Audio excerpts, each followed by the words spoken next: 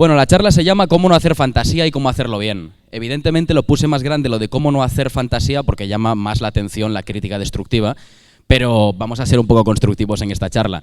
Y bueno, puse fantasía, pero en realidad es fantasía medieval porque quería tener una excusa para hablar 1 hora y media del Señor de los Anillos, ¿vale? O sea, espero que respetéis eso también. Bueno, aparte del Señor de los Anillos y otras muchas sagas de fantasía, vamos a hablar de cómo ha evolucionado el universo cinematográfico de la Tierra Media, desde una obra maestra a una trilogía palomitera y luego a, bueno, eso, Los Anillos de Poder, la serie de Prime Video. Vamos a hablar también de qué ha pasado con esta serie, qué ha fallado, porque es verdad que había mucho hype, porque al final es la serie más cara de la historia, solo con una temporada, valió $1.000 millones. Y bueno, pues al final se ha demostrado que un mal guión, por muy buenos efectos, por muy buenos actores que tenga, que bueno, actores muy buenos tampoco tiene la serie, eso lo vamos a comentar también, pues no se consigue un buen producto. Luego también vamos a hablar de Juego de Tronos, House of the Dragon, The Witcher, otro fracaso bastante sonado. Y vamos a ver pues qué ha ocurrido. En primer lugar, Los Anillos de Poder. Me gustaría mencionar que, bueno, ya que muchos de los que estáis aquí también vais a ver luego vuestros cortos y supongo que en un futuro algunos queréis dedicaros a dirigir o a escribir producciones, pues creo que es un muy buen ejemplo, o sea, un caso fantástico de cómo no hacerlo, ¿vale? Si queréis escribir vuestra propia obra, ¿qué hacer? Para empezar, o sea, no me voy a extender porque hay muchos gazapos en esta serie, pero yo creo que el principal problema es la protagonista, que es Galadriel, como la veis ahí en medio. Para empezar, cuando escribes un protagonista, lo primero e importante, aunque tu protagonista sea mala persona, sea buena persona, o sea un villano o un héroe, tenéis que hacer que el público empatice con el protagonista. O sea, quiero decir, en Breaking Bad, por ejemplo, Walter White es un cabronazo, todos tenemos claro que es el villano, pero el show insiste constantemente en que empaticemos con él. De hecho, muchísimo público en la última temporada apoyaba a Walter White a pesar de que todos veíamos que el tío era un cabrón de cojones. De hecho, mucha gente le tiraba muchísimo odio al personaje de Skyler, de la mujer, que en realidad a la pobre pues mucho no tenía que hacer, ¿no? Pues es uno de los errores en los que incide constantemente Los Anillos de Poder, porque lo que se nos presenta en esta serie es un personaje movido por la venganza. Lo que se nos cuenta al principio es que su hermano falleció asesinado por Sauron en una guerra, y lo que le mueve constantemente en toda la serie es la sed de venganza. Trata mal a todo el mundo, en ningún momento ella se muestra susceptible, lo cual es algo importantísimo cuando estáis escribiendo una película o una serie, para que la gente vea en su momento de debilidad cómo es verdaderamente nuestro protagonista, y en ningún momento se hace hincapié en esto en toda la serie. De hecho, lo más remarcable del personaje... Bueno, sí, aquí está. Lo más remarcable del personaje es que es borde como ella sola, nula diplomáticamente, no tiene ningún tipo de desarrollo a lo largo de todos los episodios, y mira que son como 9 episodios, bastante largos. Lo único que mueve al personaje como detonante es, como ya he mencionado, la venganza, y el ejercicio que hace la serie empáticamente hasta este personaje pues es nulo, ¿vale? O sea, en ningún momento de la serie nos podemos poner en su lugar. Entonces yo, mientras estaba viendo este desastre, mientras estaba viendo este Titanic hundiéndose ante mis ojos, pensé, joder, en la saga del Señor de los Anillos, en toda la Tierra Media, mira que hay personajes malos, mira que hay personajes cabrones, y los entendemos a todos. O sea, Boromir, por ejemplo, que en la primera película es un tío bastante, bastante tocapelotas con todo el grupo y bastante desgraciado, pero en su primera escena ya se presentan sus motivos, ya se presentan sus inquietudes, ya sabemos por qué está atormentado y por qué tiene esa actitud ante los demás.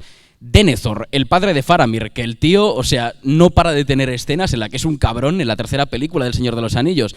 Al tío también lo entendemos la influencia que ejerce el mal sobre él y por qué actúa como actúa. Por lo tanto, yo estaba flipando cuando estaba viendo Los Anillos de Poder porque solo veía a una tía que no entendía y que aún por encima me caía mal. Al final de la serie entendí por qué muchísima gente no disfrutó de la serie. Si escribes a un protagonista con el que la gente no empatiza y aún por encima te carga cada vez que aparece, tenemos un grave problema. ¿Y por qué viene esto? O sea, ¿de dónde viene este personaje? ¿Por qué lo escriben así? Pues porque en los últimos años se ha popularizado un arquetipo en escritura de guión que es la mujer empoderada. Este arquetipo femenino está basado en Sarah Connor, en Ripley, en las heroínas de los 80, y casi siempre este arquetipo lo escriben hombres, ¿vale? Y la forma en la que estos hombres de Hollywood, estos creativos y ejecutivos que escriben a estos personajes femeninos, es que para que una mujer sea empoderada y una mujer sea hecha pa'lante, tiene que tratar a todo el mundo como la mierda. Y solo tiene que ver una cosa en su vida como elemento fundamental, la violencia. Bueno, creo que hay muchísimos ejemplos poblados, por ejemplo, en El Señor de los Anillos, como Éowyn, que en un primer momento, en Las Dos Torres, se nos presenta como un personaje también pues bastante borde ante desconocidos y muy encerrada en sí misma. Pero es que en la primera escena ya sabemos por qué. Es la última lanza de defensa de su reino, de Rohan, ¿no? Entonces, entendemos fácilmente por qué es un personaje con esa actitud. Mucho más allá, en la propia película, ya vemos como 3 momentos de susceptibilidad en el que podemos conectar con ella, y precisamente a través de la relación con Aragorn y con su tío Theoden también podemos ver cómo se abre y cómo llega a ser un personaje perfectamente comprensible. Y es un arquetipo de mujer empoderada y de heroína bastante tocho. Quiero decir, solo hay que acordarse de la escena contra el Rey Brujo en El Retorno del Rey. Y como este ejemplo, pues muchísimos. Yennefer en The Witcher, Arwen en El Señor de los Anillos, la princesa Isabel en Braveheart, hasta Tauriel del Hobbit, que es una trilogía súper odiada y es un personaje inventado. De hecho, muchos fans de Tolkien, vamos, por poco le tiran piedras a la casa de la actriz. Es un personaje muchísimo más construido y con mucho más desarrollo. Y bueno, pues en otro ejemplo de una fantasía medieval, pues evidentemente el personaje de Cersei Lannister tiene una construcción brutal y es un personaje odioso. E incluso siendo un personaje odioso, arrogante en cada una de sus intervenciones en la primera temporada, solo hace falta una conversación con su marido para entender de dónde viene todo ese resquemor y ese odio, para entender de dónde viene ese manejo del poder que tiene y esa obsesión que tiene de ejercer el poder contra los demás y demostrar que es más que pues, una mujer que solo está ahí para ser embarazada por el siguiente rey. Importante en la fantasía, sobre todo, los personajes grises. Bueno, en realidad en la fantasía no, en todo tipo de producciones, los personajes grises son importantísimos y esenciales. Pongo que no todo va de bien contra mal, pero tenemos en El Señor de los Anillos un ejemplo como Sauron, que bueno, está completamente deshumanizado y es un ojo en una torre malvado que solo ejerce pues, una influencia negativa sobre los demás, ¿no? Este, precisamente, es el único ejemplo del Señor de los Anillos en el que un personaje es maniqueísta, es decir, que está llevado al extremo del bien o del mal, en este caso, del mal. Y está deshumanizado precisamente porque si no, o sea, si nos pusieran a un tío que es malvado porque sí, con el que podemos conectar porque es humano, no entenderíamos por qué ejerce como ejerce. De hecho, una cosa que me llama mucho la atención de los orcos en El Señor de los Anillos es que cuando yo estaba viendo las películas, sobre todo en la tercera, cuando Frodo y Sam se escabullen y se meten entre sus filas, se ponen los cascos y se hacen pasar por orcos, yo sentí lástima por los orcos.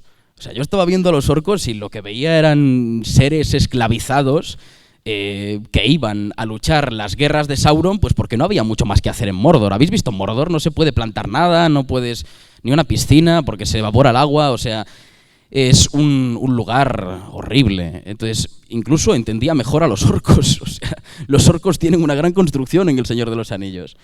Luego tenemos a Adar, que es un personaje de los Anillos de Poder. Brevemente, para los que no hayan visto Los Anillos de Poder, que por cierto, os felicito por no verla, porque habéis ganado un tiempo esencial en vuestra vida. Este personaje es el único personaje gris, uno de los pocos personajes grises que hay en Los Anillos de Poder, y por eso es el mejor. O sea, es un tío que es un elfo torturado, que siente piedad hacia los orcos y es como una creación chunga de Morgoth, que es como el que creó todos estos seres malvados en la Tierra Media, y es el único personaje, el único que a pesar de ser malvado, tiene una construcción más allá de, bueno, ejerzo el mal porque sí, porque soy un tío malote. No, este tío, a pesar de que no se expliquen del todo sus motivos, podemos entender que tiene un elemento tan fundamental como la piedad. Y un elemento como la piedad en un villano lo hace mucho más interesante. Y bueno, luego tenemos, evidentemente, a Gollum Sméagol, que es el personaje más gris de toda la saga, que es un tío que no sabes por dónde te va a venir nunca, y es una conexión perfecta con el protagonista del con uno de los protagonistas del Señor de los Anillos, que es Frodo. Es una perfecta muestra de cómo un personaje tan impredecible y con tanto dolor dentro de sí puede ser tan ambivalente, ¿no? Puede caminar tanto entre el bien y el mal. Y luego pues pongo aquí una lista enorme de todos los personajes de la tercera temporada de Juego de Tronos, y si me señaláis cualquiera de todos los que aparecen aquí os podría explicar por qué tienen razón en sus motivos. Esto es curioso porque, bueno, todos son personajes con un nivel protagónico bastante importante y están todos enfrentados entre sí. Que una serie consiga que conectes con todos los personajes de esa manera es fantástico, y es una cosa que deberían tener todas las fantasías y todas las fantasías medievales. Una construcción de personajes que incluso aunque se opongan al protagonista, sean antagonistas, villanos, etcétera, podamos entenderlos a la perfección e incluso poder hacer un manifiesto de defensa a cada uno de ellos.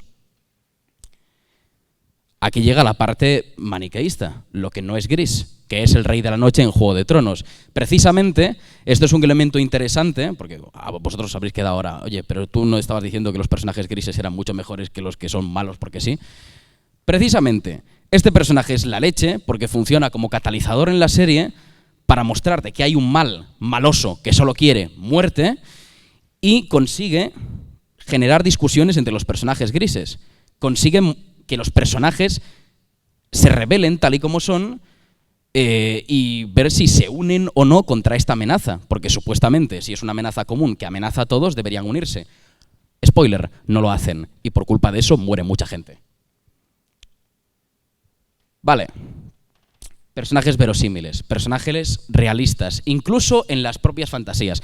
O sea, quiero decir, verosímil no quiere decir que no tengan poderes o que sean completamente realistas, sino que tengan un sentido lógico dentro de su mundo ficticio. Aquí digo no abusar del overpower porque, bueno, vais a ver ahora unos ejemplos bastante curiosos. Por ejemplo, Gandalf en El Señor de los Anillos es un mago, ¿vale? Puede hacer conjuros muy guapos, pero las únicas veces que vemos a Gandalf usar sus poderes en la guerra es encendiendo su vara, o sea, como encendiendo una luz muy potente LED, o sea, con muchos voltios de potencia, para echar a los Nazgûl y salvar al grupo de Faramir que está corriendo hacia Minas Tirith.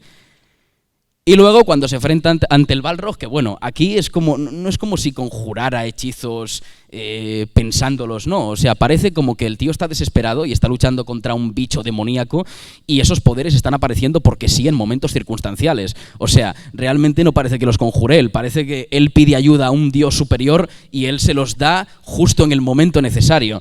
Pero la magia en El Señor de los Anillos, o sea, no se abusa en ningún momento de la magia. Vale, un ejemplo del Hobbit. Estáis viendo eso, ¿verdad?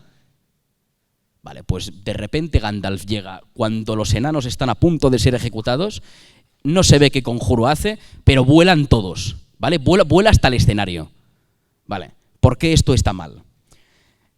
Bueno, por muchas razones, pero solo una, si Gandalf puede hacer esto constantemente, ¿por qué no lo hace todo el puto rato? O sea, ¿por qué no lo hace todo el rato y salva el culo de los enanos que no paran de meterse en problemas una y otra vez? Es decir, cuando estáis viendo a Gandalf ahí desesperado en El Señor de los Anillos que no sabe qué hacer, dices, oye Gandalf, ¿por qué no haces el conjurito este de hacer volar a todo Cristo? Pues eso es un problema de dar muchísimo poder a un personaje en un momento circunstancial solo para salvar la trama, lo que se suele llamar conveniencia narrativa. Precisamente lo guay de Gandalf en El Señor de los Anillos es que es derrotado 2 veces en toda la trilogía contra 2 seres superiores a él. En la primera contra Saruman, que es el mago más poderoso del mundo, y en la última contra el Rey Brujo, que es un tío pues muy guay y muy poderoso, mucho más que él. Y está bien mostrar la fragilidad de estos personajes, porque si ganaran todo el rato, si estos personajes ganaran a cada uno de los rivales contra los que se enfrentan, ¿serían humanos o serían cercanos a ser humanos? Precisamente lo que nos hace humanos es tener nuestros momentos de susceptibilidad, debilidad y levantarnos ante esos problemas. Por eso Gandalf es un gran personaje. Vale, hablamos de la adaptación porque es muy importante en este punto. Antes comenté Los Anillos de Poder. Esa serie fue muy criticada por los cambios en la adaptación. Porque la gente tiene esta premisa en la cabeza de que una adaptación es buena o mala dependiendo del grado de fidelidad a la obra original. La RAE define adaptación como aquella obra literaria, científica, etcétera, modificada para mostrarla o para difundirla en un público diferente al original. Es decir, la propia definición de adaptación nos está diciendo que tiene que haber cambios. Eso ya anula el discurso de la fidelidad. Precisamente, algunos de los cambios más importantes que se dieron en El Señor de los Anillos se dan en la primera película. Uno es omitir Glorfindel, que si alguien nos ha leído los libros es el héroe que salva a Frodo en la Comunidad del Anillo. En vez de él, lo salva Arwen en la película. Y Tom Bobadil pues es un hobbit muy feliz, que vive muy feliz en el campo, y cuando se encuentra con los protagonistas les dice lo feliz que está, lo cual, bueno, pues sí, muy bien señor, está muy bien usted en su casa, pero no aporta en absoluto nada a la trama, o sea, es puro relleno. Llegan a meter esto en la película y la gente se habría quejado igualmente, pero se quejaron porque no estaba Glorfindel. O sea, mucha gente dijo, Glorfindel, ese personaje que aparece solo una vez en el libro para salvar a Frodo, me has jodido la infancia. O sea, me has destruido la infancia por no meter a Glorfindel en la película. ¿Por qué Peter Jackson decide no meter a Glorfindel en la película y omitirlo? Precisamente para darle a Arwen, que es un personaje que sale en la trilogía muy poco, o sea, para ser la amante de Aragorn y su mujer futura, sale solo pues quejándose en modo depresión y pues llorando mucho con su padre porque tiene que irse de la Tierra Media y abandonar a su amado. Meter a Arwen en esta escena en la primera película le da muchísimo desarrollo a su personaje, es una presentación cojonuda y nos quedamos con ese personaje en la cabeza, y de haber metido a Glorfindel pues habría aparecido él haciendo toda esta escena y luego habría desaparecido, lo cual no habría sumado en absoluto nada al relato y a la adaptación. Por lo tanto, los cambios son muy buenos.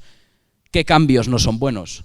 Bueno, pues si no lo sabíais, a Peter Jackson se le ocurrió en la segunda película llevar a Arwen al abismo de Helm, a la batalla del abismo de Helm. De hecho, en algunos frames de la película sale Arwen de fondo, como en ese que veis ahí de la derecha arriba. O sea que realmente esa escena se rodó, y se rodó toda una cantidad de secuencias brutal en la que Arwen estaba en el abismo de Helm. O sea, esto cambia completamente lo que habría sido toda esa escena. Ya criticaron a Peter Jackson por llevar a los elfos al abismo de Helm, lo cual a mí me parece una decisión bastante acertada, entendiendo que lo que quería era que se unieran los elfos, los humanos y todos en esa guerra contra el mal, y además los elfos que se estaban yendo, estaban abandonando la Tierra Media porque se supone que no es su hogar. Me parece como una decisión muy acertada meter a los elfos también, porque le das también esa profundidad de que quieren salvar a sus amigos, ¿no? A pesar de que no vaya con ellos todo este tema. Arwen al final se la cargó en toda esta secuencia porque, además de que no tenía sentido meterla en toda esta batalla, se cargaba a uno de los personajes más importantes de la trilogía, que es su padre, Elrond, un tío que no para de intentar protegerla constantemente, y de haberla mandado a la batalla del abismo de Helm habría sido como de, hostia, Elrond, querías mandar a tu hija a Valinor, o sea, querías alejarla de la guerra y la has llevado a una batalla en la que probablemente muera. O sea, no habría tenido ningún sentido y solo habría sido impacto por el impacto. Y Peter Jackson fue bastante inteligente al omitir esta incursión. Luego The Witcher, precisamente, es un muy buen ejemplo de cómo una adaptación, cómo una adaptación puede ser tan horrenda en todos los sentidos por coger las cosas más importantes del libro, como son la relación entre el protagonista Geralt y una chica que tiene que proteger, que es Ciri, cargarse absolutamente por qué esos dos personajes se unen, cargarse a los personajes principales y sus motivaciones, e inventarse pues tramas a cascoporro, que por cierto los creadores de The Witcher en Netflix dijeron que tenían que simplificar todas estas tramas porque los espectadores estadounidenses son deficientes. En serio, lo dijeron. Luego en El Hobbit, que es otra adaptación infladísima, porque lo que es El Hobbit, la trilogía, adapta un libro que es enano. O sea, es un libro de hecho infantil. Vale, pues cogen un libro infantil y lo convierten en 3 películas epiquísimas. Precisamente el problema de coger una fuente de 100 páginas y hacer 3 películas de 2 horas y media, 3, es que no tienes material y tienes que inventarte material por donde sea. Y precisamente uno de los villanos antagonistas más importantes de la trilogía, que era Smaug, que además se lleva planteando desde la primera película, sale en la segunda, tiene una introducción como muy espectacular y dices, hostia, este va a ser el antagonista de toda la trilogía. Pues no, muere al principio de la tercera película. Y te quedas como, ah, vale, está bien, muy bien. O sea, no tiene ningún sentido esa decisión. ¿Y por qué ocurre eso? Precisamente por intentar adaptar un libro de 100 páginas. Porque no tiene ningún sentido. Y porque la temporalidad y los actos y la estructura narrativa se va al garete por mucho que intentes incluirlo en esas 3 películas. Y se va el momentum que siente el espectador. De hecho, el villano final acaba siendo un orco que sale en la primera película, que parecía simplemente un pequeñito boss, y acaba siendo el boss final. O sea, ningún sentido lo del Hobbit tampoco. Y por otra parte, porque he estado hablando ahora de errores de adaptación, de omisión, de tal, en House of the Dragon, que es la precuela de Juego de Tronos, sale este personaje, que es Viserys Targaryen, y en los libros era un personaje completamente anecdótico. En los libros era simplemente un tío que meten ahí, que es el padre de la protagonista, y que es bastante bobo, todo el mundo se mete con él, es como un rey bastante bobalicón y tal, pero que no tiene ningún tipo de importancia. George R. Martin, al acabar la primera temporada de House of the Dragon, el escritor, dijo que este personaje era mejor que el personaje de su libro, gracias al actor y gracias a lo que hacen en la serie con él. Y es una buena demostración de que una fuente, con la adaptación, la puede mejorar en todos los sentidos, como hicieron aquí, inventándose escenas para este tío y al final llegando a los espectadores. O sea que no es solo omisión, o sea, no quiere decir que meter cosas nuevas o inventarse cosas nuevas en una adaptación sea algo malo. De hecho, puede mejorar la obra. Lo importante es saber qué obra estás adaptando, respetar la esencia de esa obra e incluir escenas que sumen a la narrativa. Por ejemplo, aquí tenemos otra escena de Juego de Tronos entre Tywin y Arya, que es una subtrama completa en toda una temporada, en la que 2 personajes de 2 bandos completamente diferentes se encuentran. Él no sabe que evidentemente ella está ahí, ella está haciéndose pasar por prisionera y la hace copera. Y toda esta trama, toda esta subtrama, que es impresionante, que tiene algunos de los mejores diálogos de Juego de Tronos, está completamente inventada por los escritores. En los libros no existía. Lo cual habla muy bien de los escritores para lo que acabaron haciendo luego en la octava temporada, pero tampoco voy a extenderme con eso, porque quedaría una charla muy larga. Y por otra parte, pues los anillos de... Por otra parte, los anillos de poder es el ejemplo perfecto de no respetar la esencia de la obra. Porque por muchas cosas que omitas, por muchas cosas nuevas que añadas, tienes que respetar la esencia de la obra que estás adaptando. Es decir, ¿de qué habla Star Wars? Star Wars habla de la libertad, de la opresión, de un imperio, habla de política también. Vale. ¿De qué habla El Señor de los Anillos? De camaradería, de guerra, de los traumas. O sea, cada obra habla de una temática diferente. Eso es lo que hay que respetar. No los personajes, ni la historia que se cuenta, no. ¿De qué trata la obra y qué quieres contarme con la obra? Quiero contarte esto, perfecto. Pues respeta esa esencia. Esto no respeta en absoluto nada. No respeta ni a los personajes, ni la propia esencia de la obra. O sea, Tolkien llega a ver esto y le da un infarto. Porque precisamente es la demostración de lo que pasa cuando un estudio se hace con una IP, se hace con una saga y quiere elaborar una franquicia sin tener una identidad artística férrea detrás. Y precisamente ahí es donde falla toda esta adaptación de raíz. Luego, muchas cosas que tienen las fantasías, sobre todo las fantasías medievales, son el sistema de razas. Es una cosa muy a tener en cuenta siempre.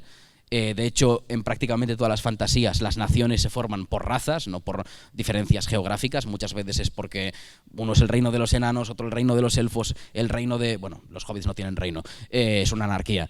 Pero principalmente todo se divide entre razas y cada una tiene pues sus actitudes, sus costumbres culturales, etc. Y es una cosa muy a tener en cuenta en todas las fantasías.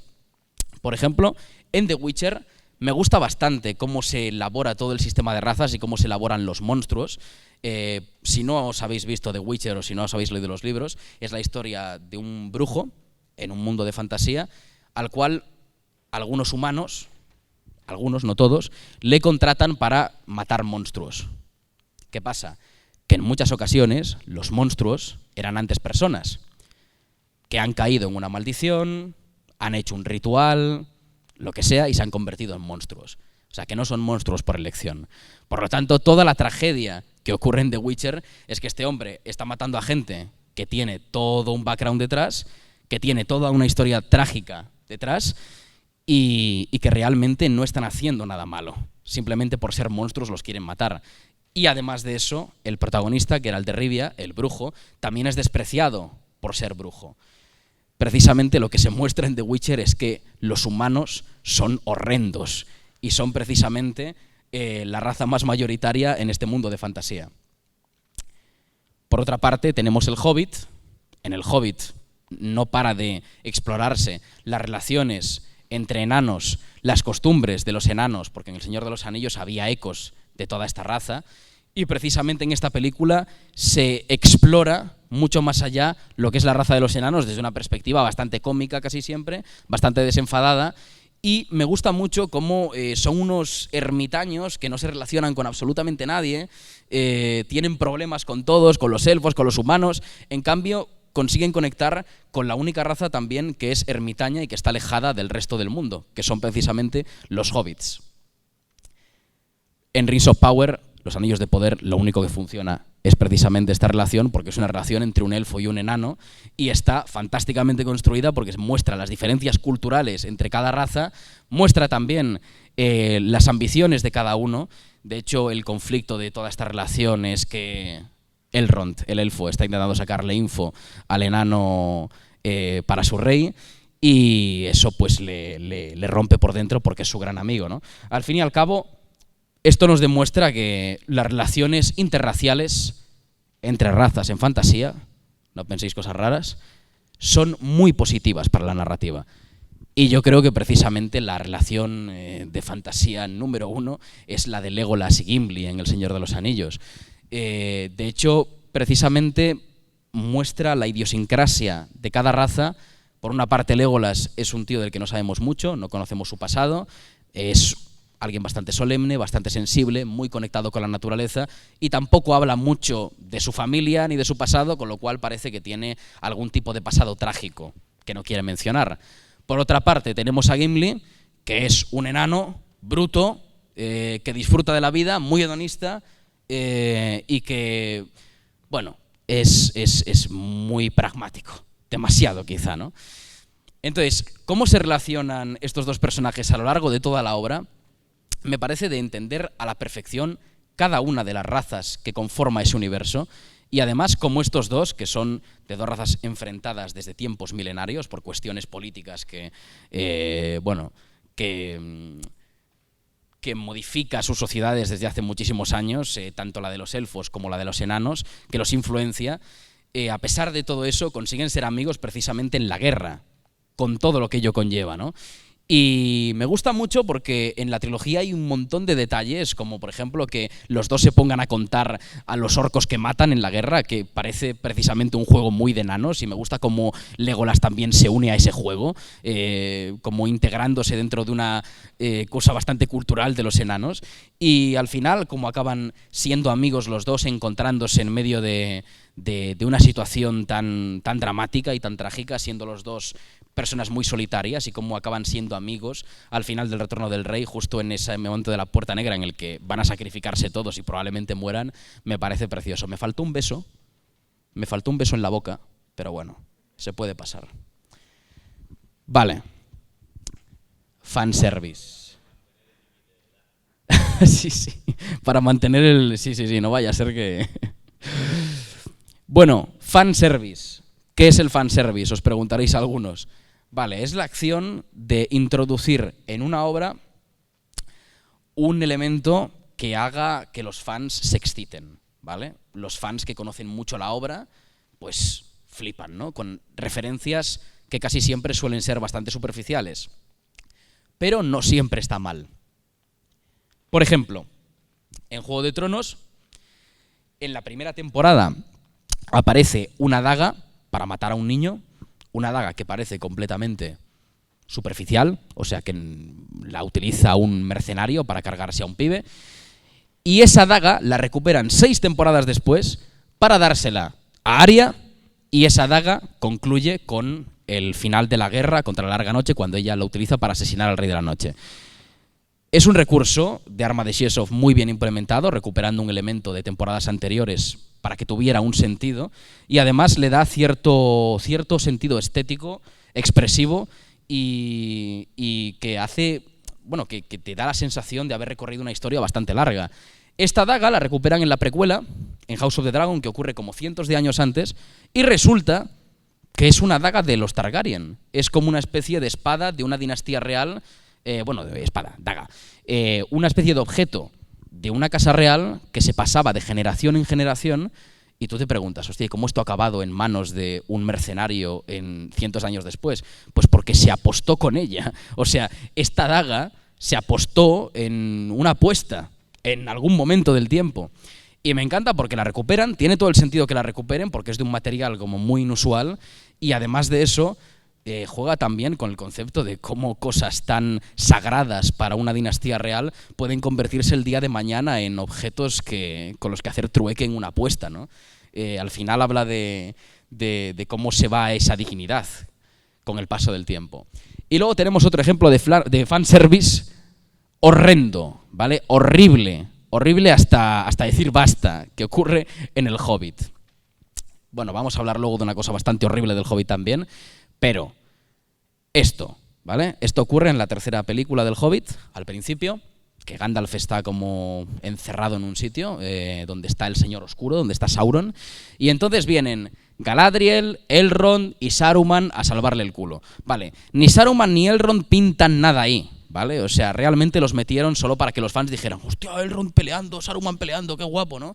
Porque no se les había visto pelear en El Señor de los Anillos, y los meten aquí de gratis, pero lo peor de todo no es eso. Lo peor de todo es esta escena, ¿vale? Esto ocurre en El Señor de los Anillos. Esta es como la forma de Galadriel tentada, la forma maligna, ¿no? Esta forma se da en el momento en el que Frodo le ofrece el anillo a Galadriel en la primera película. Y Galadriel se pone como con unos efectos muy raros, así verdosos, azulados, y se le pone una voz grave, como muy spooky. Y es probablemente una de las escenas que más vergüenza ajena le den a Peter Jackson ahora, viendo la película en retrospectiva. Vale, pues no va el tío y recupera esa escena horrible para ponerla en El Hobbit, solo para que la gente diga, ¿te acuerdas de cuando Galadriel se puso en esa forma? Gracias por notar que la garganta me estaba fallando. O sea, es como que lo hicieron para que los fans dijeran, oye, ¿te acuerdas de aquella vez en El Señor de los Anillos que ocurría esto? Vale, esto no tiene ningún sentido porque se supone que esta es la forma de Galadriel tentada por el anillo, y aquí se pone esta forma para enfrentarse a Sauron. ¿Qué sentido tiene eso?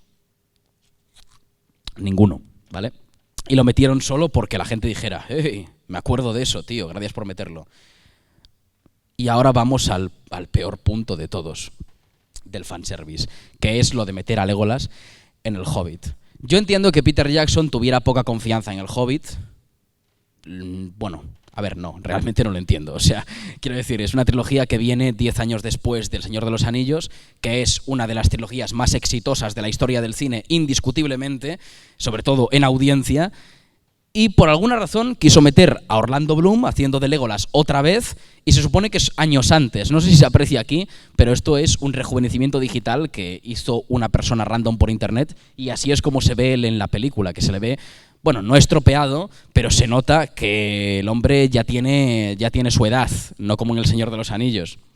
Y precisamente, lo que odié del Hobbit es que metieran a un Legolas completamente, no sé, como amargado con la vida, chulito, o sea, completamente fuera de personaje, solo porque Peter Jackson quería meter sí o sí a Legolas en la película para que la gente flipara. Y sale durante 2 películas con esta eterna cara de amargado porque una tía le da calabazas en la película, que esa subtrama también hay que verla, por favor, porque yo a Legolas no lo veo ahí. Mira, de hecho, fijaos, esta cara, este es Legolas en El Señor de los Anillos, las 2 torres, antes de la batalla del abismo de Helm, en la cual pelean 300 contra 10.000.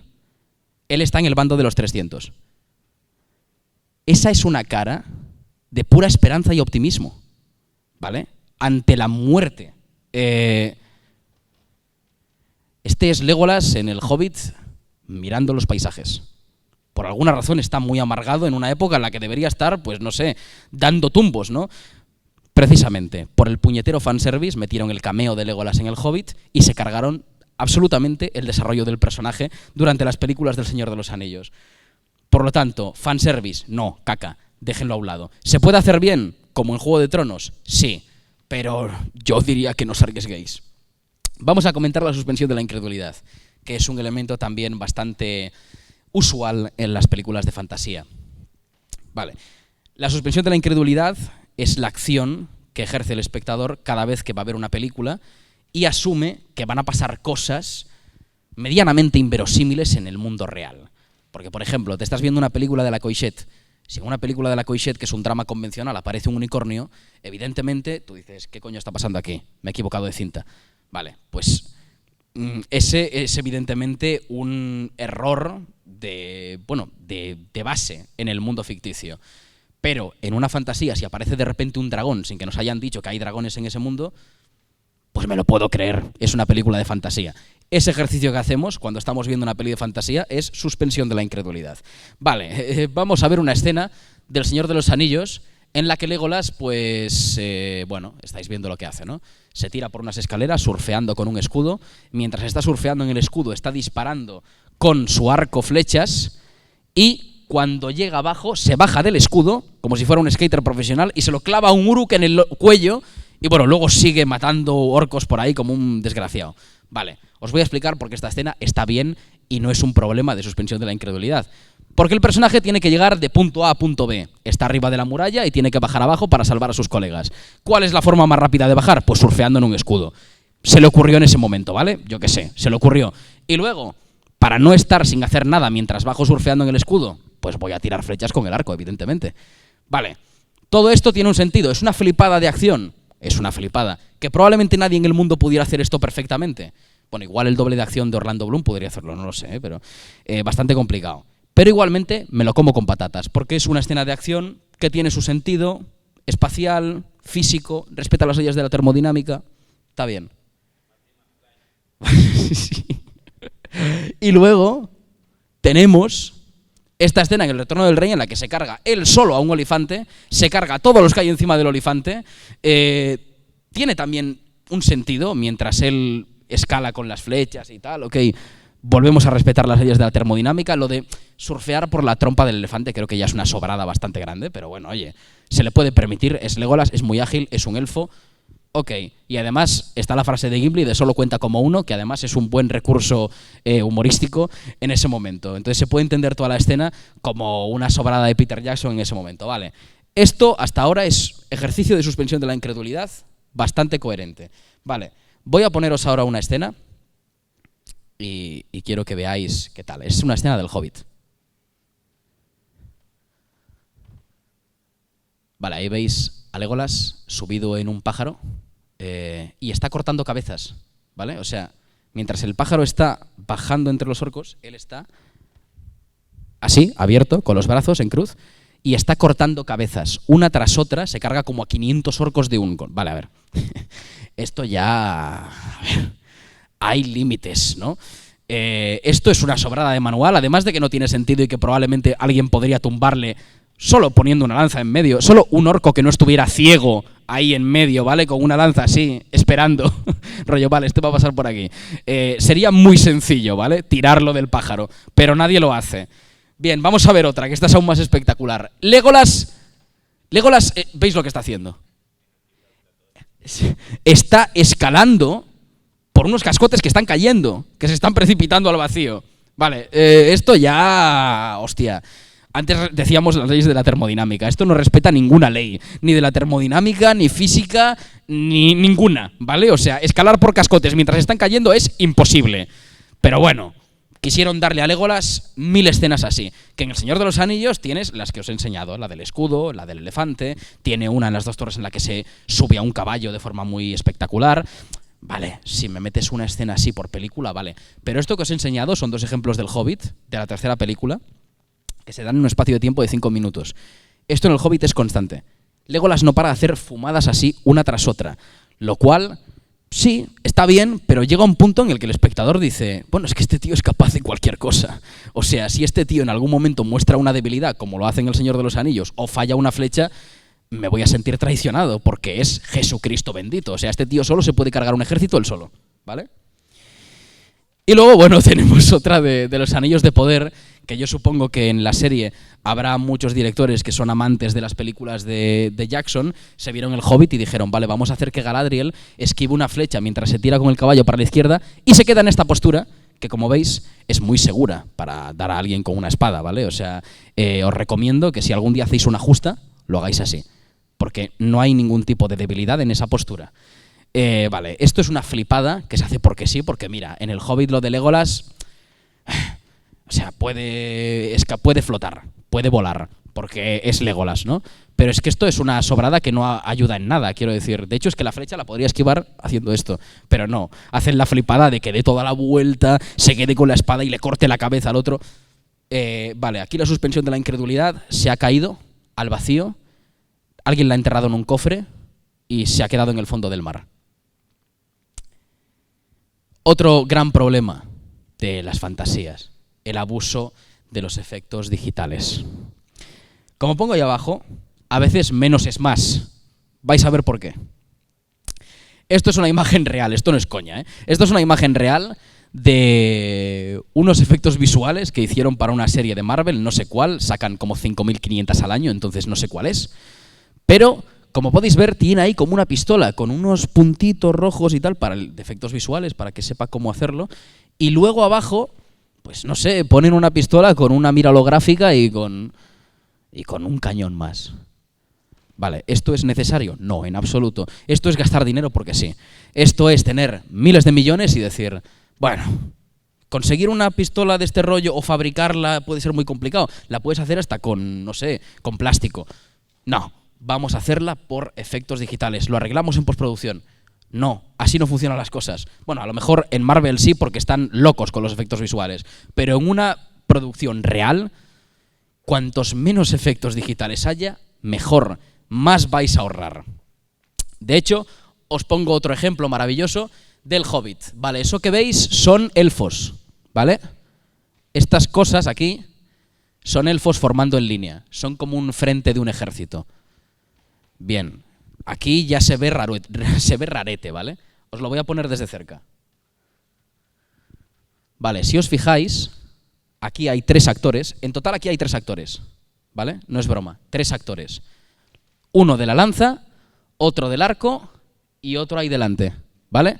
Bueno, y luego Thranduil que está montado encima del ciervo y el otro que está allá arriba. Y están duplicados por 2000.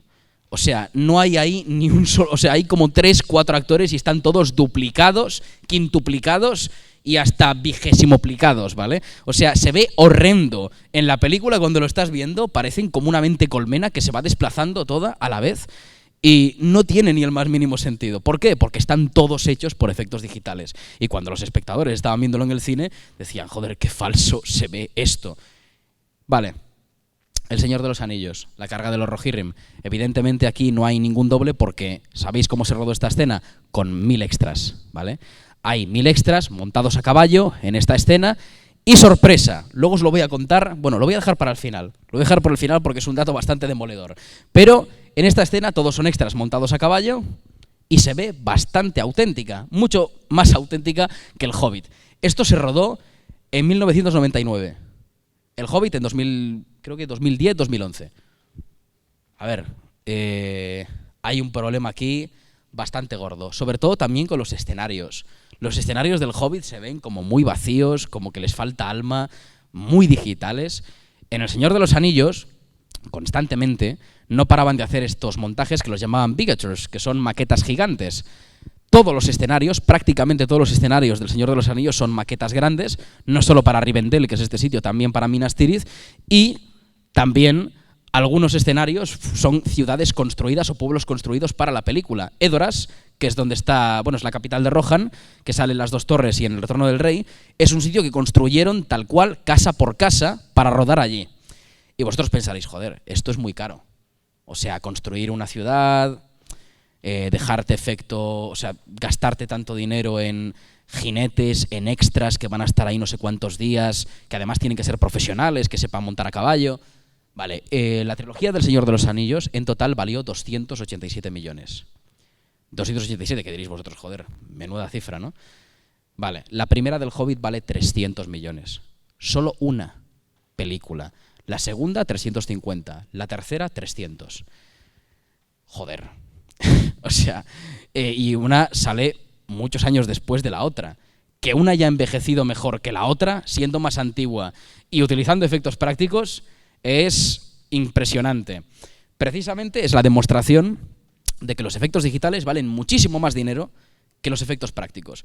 ¿Qué quitan los efectos prácticos? Tiempo. Evidentemente, los efectos digitales aceleran la producción y se acaban las cosas mucho más rápido, pero queda peor y queda cero auténtico.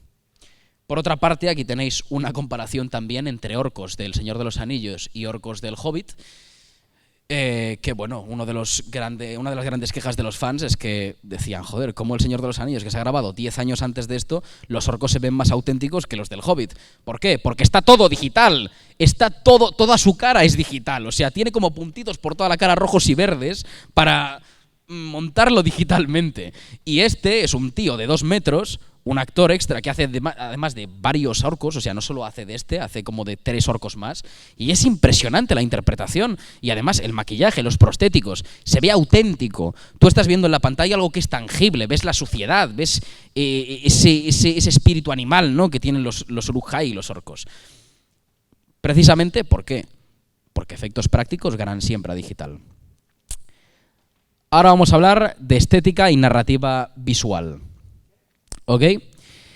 Vale, aquí tenéis varios planos del Señor de los Anillos. Bueno, no se ven exageradamente bien, pero es una pequeña recopilación de la Comunidad del Anillo.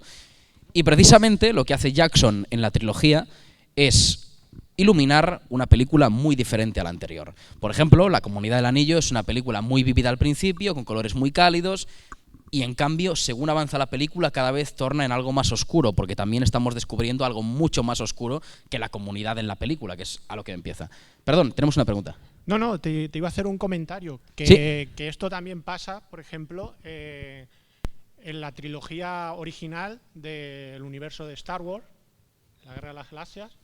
Por ejemplo, en El Imperio Contraataca, por ejemplo, y con respecto a la trilogía que se rodó después. Por ejemplo, el personaje de Yoda te crees más a la marioneta de Franz que después verle pegando brincos con la espada y demás. Es que las precuelas son bastante horribles visualmente. O sea, salvo algunas peleas de sables láser que sí que están más coreografiadas que en las originales, que evidentemente pues son hijas de su tiempo, pero que son películas que salen 30 años después de las originales y se ven mucho mejor precisamente por lo que comentas, por los efectos prácticos. Yoda... bueno, Yoda en las precuelas es una cosa bastante fea, sí. ¿Cómo? Cristal Oscuro también. Bueno, y La Historia Interminable. O sea, todos esos cuentos de fantasía de los años 80, de los años 90, todas esas películas que sí que es cierto que se ven un poco raras actualmente, si la vemos con el ojo actual, claro, respecto a efectos digitales, pero muchas cosas se ven mucho más auténticas que las que se ven ahora, precisamente por usar más efectos prácticos que efectos digitales. Lo que estaba comentando de la narrativa y la estética visual del Señor de los Anillos es jugar también con la fotografía. Como decía, la primera tiene algo muy vivo, tiene algo como muy cálido, muy hogareño. La segunda es muy depresiva, con muchísimos colores fríos, azules, también por la situación por la que están pasando todos los personajes, que es de desesperanza absoluta. Y luego en la tercera tenemos una iluminación y una fotografía muy contrastada, muy saturada, precisamente porque ya están acercándose a la boca del lobo, ¿no?, que es Mordor, que también se representa siempre así.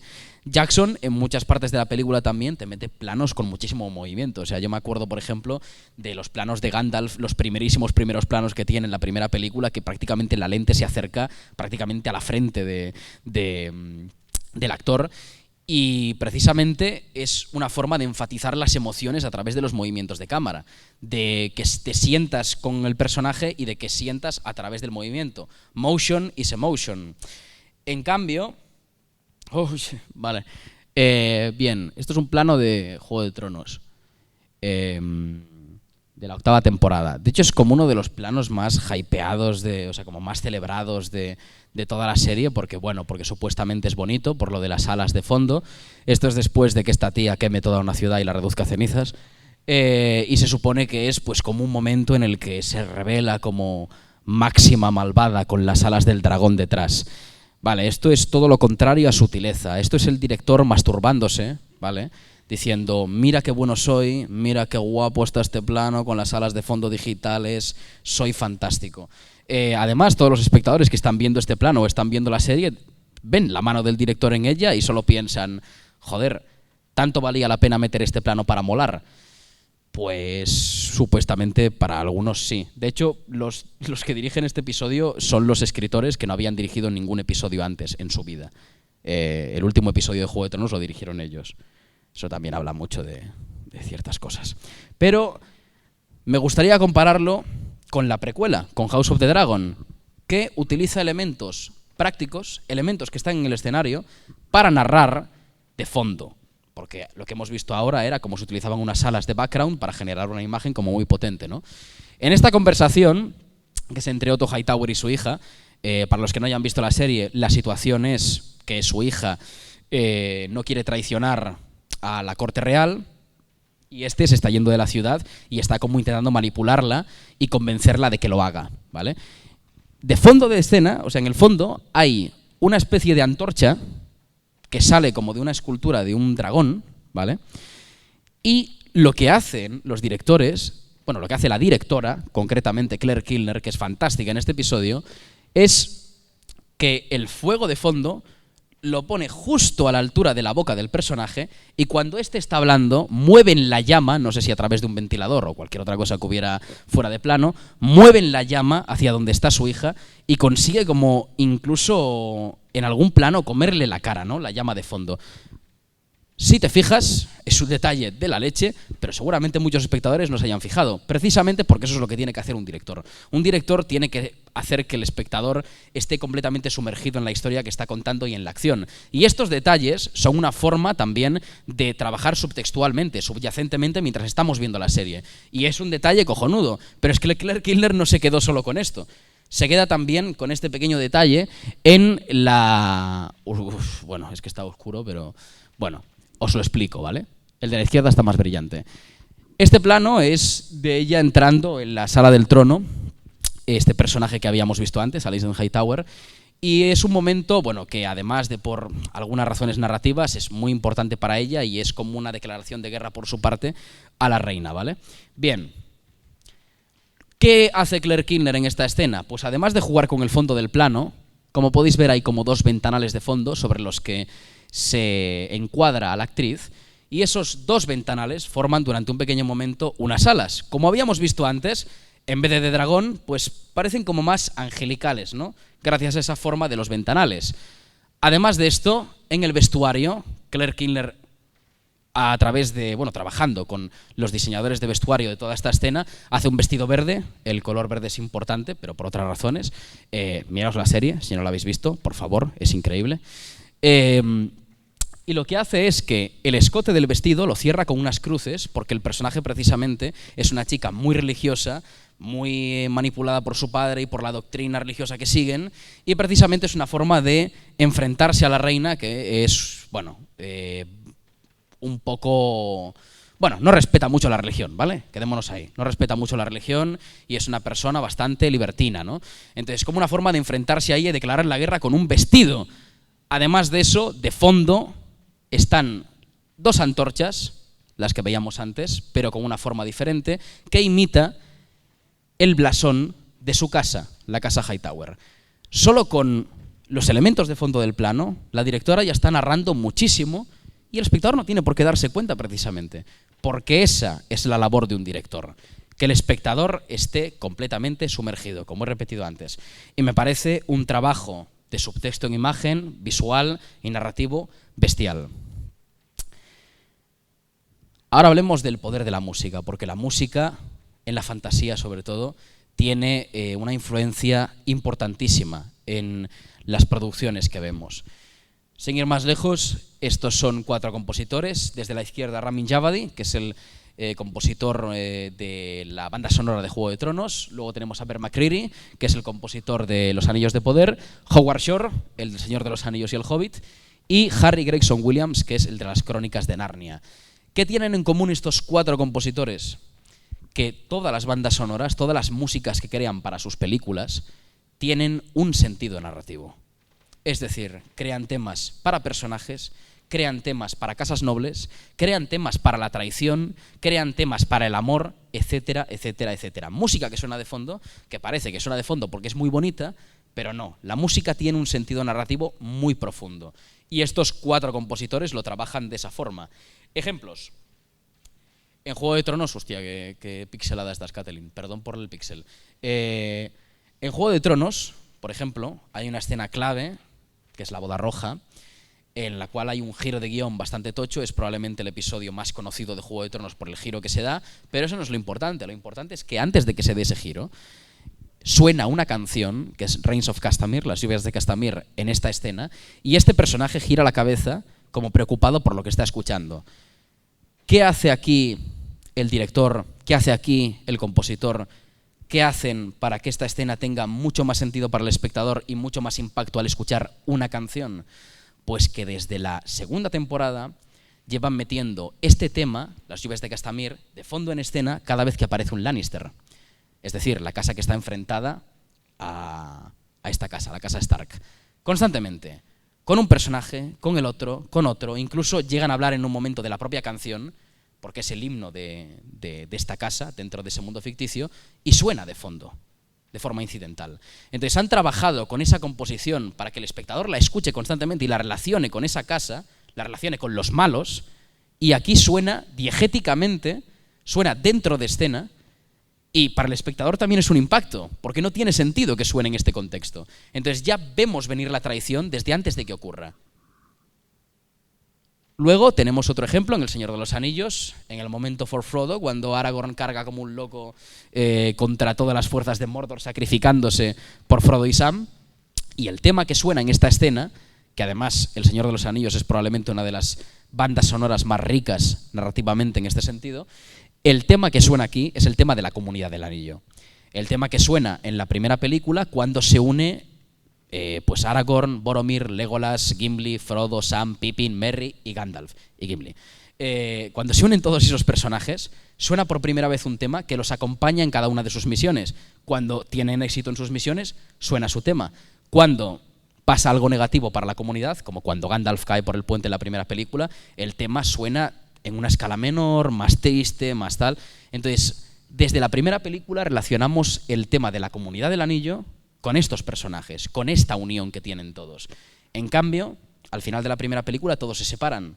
Aragorn, Legolas y Gimli van por un lado, Boromir fallece, Gandalf desaparece también, Frodo y Sam van por otro lado y a Merry y Pippin por otro. O sea, está la comunidad completamente fragmentada. Entonces, durante las 3 películas no vuelve a sonar hasta este momento, que es cuando Aragorn dice por Frodo y todos van a la carga sacrificándose para que la comunidad pueda tener éxito destruyendo el anillo. Y no solo eso, es que lo que suena, además de que es la primera vez que el tema suena en una orquestación tremenda y superpotente, además de eso, lo que suena acompañando la melodía es un coro en élfico que canta lo que Aragorn le dijo a Frodo la primera vez que se unió a él en la Comunidad del Anillo. O sea, está todo tan bien hilado en ese sentido, incluso en los coros, que es una barbaridad. Y el espectador, cuando ve la escena, también siente esa unión porque ha relacionado ese tema subconscientemente. Y en Los Anillos de Poder tenemos otro ejemplo, que probablemente antes mencioné, que una de las pocas cosas buenas que tiene la serie es la relación entre Durin y Elrond, entre el elfo y el enano, pero aparte de eso, también tiene una muy buena banda sonora, también muy rica narrativamente. En esta escena, en la que Númenor navega hasta la Tierra Media para salvar a sus compañeros del sur, suena durante toda la escena el tema de Númenor, que se nos lleva presentando desde que Halbrand y Galadriel llegan a esta isla.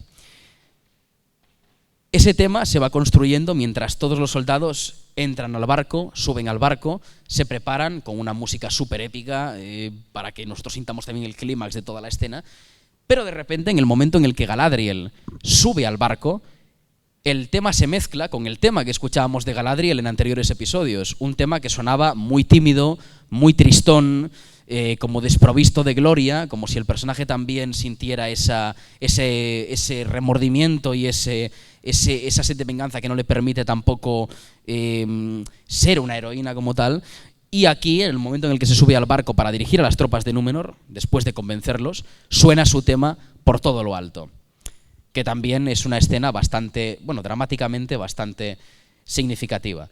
Y luego, en las Crónicas de Narnia, es un uso completamente diferente porque no hay tanto matiz en el tema de los personajes, en cómo se usa, pero me gusta especialmente cómo se utiliza en este momento, en la batalla final, porque el tema de Narnia suena completamente diferente en toda la película, desde el principio, y la primera variación hacia una orquestación épica, hacia una instrumentación muy potente, se da en esta escena, se da en la clave de esta escena, y por primera vez el tema suena como debería sonar.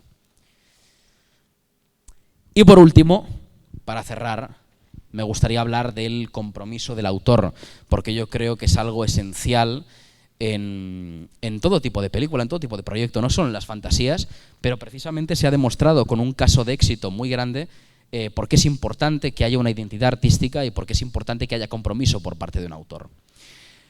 Así es como suelo ver a los ejecutivos de grandes multinacionales y plataformas de contenidos que se apropian de una IP o de una franquicia para hacer sus series o películas sin entender en absoluto ni al público, ni lo que están adaptando, ni lo que están creando. Precisamente dos casos de fracaso sonado por culpa de estos proyectos que salen adelante por ejecutivos y por plataformas son The Witcher y Los Anillos de Poder. ¿Por qué? Porque no hay nadie, no hay ningún autor detrás que quiera representar esa obra de forma respetuosa o de forma rigurosa o sacarla adelante con su sello artístico. No, es una empresa que se hace con los derechos de una obra y que quieren adaptar solo para sacar la máxima pasta posible y simplificar el relato al máximo. Esos dos ejemplos son perfectamente válidos para este caso. Pero luego tenemos El Señor de los Anillos, que precisamente nace de un autor, Peter Jackson, neozelandés, que él era director de serie B, era de hecho director de algunas de las películas más gore de la historia, como Braindead o Mal Gusto, y él se enamora de la trilogía del Señor de los Anillos cuando la lee y quiere adaptarla. Se recorrió Hollywood durante meses, estuvo durante 2 semanas yendo estudio a estudio, llamando a las puertas para intentar que alguien financiara su proyecto. Todo el mundo decía que era imposible adaptar El Señor de los Anillos, que se fuera a su casa, que nadie iba a poner dinero para eso, que iba a ser un fracaso. Y el tío no paró de buscar estudios que le dieran financiación. Y al final, gracias a una coproducción con Miramax y New Line Cinema, consiguió sacar El Señor de los Anillos, involucrando a su mujer, que es la de la izquierda, y a su mejor amiga, Philippa Boyens, en el proyecto. O sea, lo escribieron 3 amigos realmente, El Señor de los Anillos. Y al final salió como salió. Un éxito total. ¿Por qué? Precisamente por el compromiso del autor y por el amor del autor hacia la obra que quiere sacar, porque hay un sello artístico muy férreo detrás del proyecto. Y precisamente el ejemplo de cuando no hay voluntad ni compromiso del autor es El Hobbit. Este es Peter Jackson en el set del Hobbit durmiéndose en medio de la grabación de una escena porque el hombre no podía más. O sea, El Hobbit, si no conocéis las circunstancias sobre las que se rodó esta trilogía, estaba pensada para ser 2 películas, evidentemente, porque adaptaban solo un libro de 100 páginas, y el director iba a ser Guillermo del Toro. ¿Qué pasa? Que durante muchos años el proyecto se alargó, Guillermo del Toro acabó abandonando la producción y se quedó solo Peter Jackson con todo el marrón. Warner Bros. Le forzó a Peter Jackson a dirigir las películas, él no quería dirigirlas, solo quería producirlas, pero como era el dueño del proyecto, tenía que cargar él con toda la responsabilidad. Entonces acabó dirigiendo 3 películas del Hobbit en secuencia, ¿vale? 3 películas durante 1 año y pico de rodaje. Y el hombre acabó destrozado. De hecho, desde el Hobbit no ha vuelto a hacer ninguna película como director, de lo quemado que quedó. Precisamente esa es la demostración de qué pasa cuando alguien hace un proyecto a desgana y no porque quiera hacerlo. Precisamente son muy pocos los casos de directores por encargo que consiguen, por un proyecto que sale de un gran estudio, pues que quede en la memoria. O sea, casos de éxito, por ejemplo, Alien, que Alien es una saga que nace sin un sello artístico detrás y que se la dan a Fincher porque era un tipo que estaba ahí de prácticas, que tenía mucho talento, que había hecho muy buenos cortometrajes y le da la oportunidad de dirigir a alguien. Y sale muy bien, y de ahí salió una franquicia por parte de un estudio, ¿no? Un gran estudio. Estos casos de éxito son... ay, coño, he dicho Fincher. Ridley Scott, joder, Fincher. Bueno, por cierto, ¿os habéis visto la última de Fincher? The Killer. Un poquito... Y por aquí tenemos, pues, precisamente, dos autores que sacaron sus franquicias porque querían sacarla ellos, porque es un compromiso que tiene el autor con su obra y que quiere sacarla adelante colaborando con un estudio, no una propuesta de un estudio. Y son precisamente de Steven Spielberg con Jurassic Park o Indiana Jones, que son proyectos que saca él adelante, y George Lucas con Star Wars. Precisamente cuando hay compromiso por parte del autor y cuando el autor quiere sacar una obra adelante y no es por parte de un estudio, casi siempre suele salir bien. Por lo tanto, esa es la lección que tiene que dar para todos los proyectos de, bueno, ya no de fantasía, sino en general. Tiene que haber un sello artístico detrás importante y un autor que quiera hacer la obra. Si no, estará condenada al fracaso. Y hasta aquí la charla. Muchas gracias.